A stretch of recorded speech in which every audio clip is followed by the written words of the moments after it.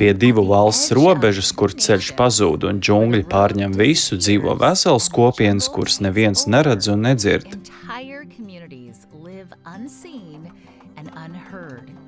Lielākā daļa cilvēku nekad tur nespērtu kāju, taču mācītājam Obedam tieši tur bija jāsākās ceļojumam uz 2 riteņiem. 2022. gadā viņam bija iespēja apmeklēt robežu kopienu starp savu valsti Papua Jaungvineju un kaimiņu valsti Indonēziju. Tur nav valdības pakalpojumi, īpaši infrastruktūras, ceļu, slimnīcu, klīniku vai skolu, un cilvēkiem, kas tur dzīvo, dzīve ir ļoti grūta. Viņi ir atstumti un aizmirst abu valstu, gan Indonēzijas, gan Papua Jaungvinejas varas iestāžu acīs. Šī situācija dziļi aizkustināja mācītāju Obeda sirdi. Viņš zināja, ka nevar vienkārši aiziet prom, viņam bija kaut kas jādara. Es izjūtu lielas emocijas un līdzjūtību pret viņiem, un tieši tad es mobilizēju puišus sasniegt nesasniegtos ciemus gar robežas teritorijām. Mācītājs Obeds sapulcināja savus draugus un pastāstīja viņiem par vajadzībām pie robežas. Viņi vēlējās palīdzēt, bet tādā veidā, kas apvienotu viņu aizraušanos ar kalpošanu un mīlestību pret riteņbraukšanu. Tāpēc viņi nolēma izmantot savus velosipēdus kā misijas instrumentus. Ar lūgšanām un aizrautību viņi sapakojās un devās ceļā, apņēmības pilni sasniegt nesasniegtos cilvēkus gar šo robežu. Tas bija piedzīvojums, pilns ar mērķi un svētībām.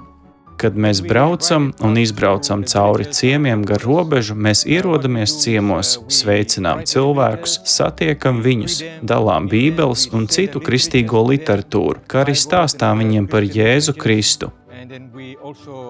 Ja mums ir konfektes vai kas cits, ko iedot bērniem, mēs cenšamies padarīt viņu dienu priecīgāku un gaišāku, jo daži no viņiem ir pilnībā nošķirti no ārpasaules.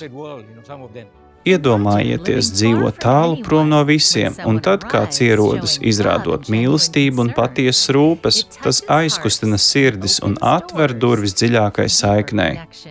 Lielākā daļa ciemu, kuriem mēs braucam cauri un kurus apmeklējam, nav adventistu ciemi.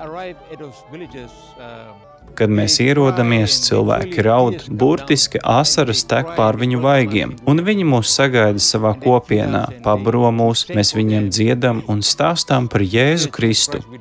Viņi mums lūdz celt baznīcu uz viņu zemes un arī atvērt vai vadīt skolu viņu ciematā. Braukt ar velosipēdu cauri bieziem džungļiem un savannām, kur cilvēki gandrīz nekad nav bijuši, nest velosipēdus pāri purviem un upēm un kāpt kalnos ir milzīgs izaicinājums.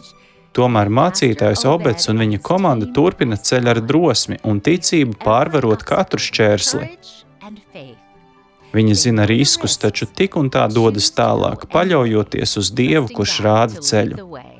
Lūdziet par mums un par cilvēkiem, kuriem mēs kalposim, lai svētais gars mūs izmantot evanģelizācijai un nestu Jēzus Kristus evanģēliju vēsti mūsu brāļiem un māsām gar robežas teritorijām un vēl tālāk. Paldies, ka atbalstāt misiju!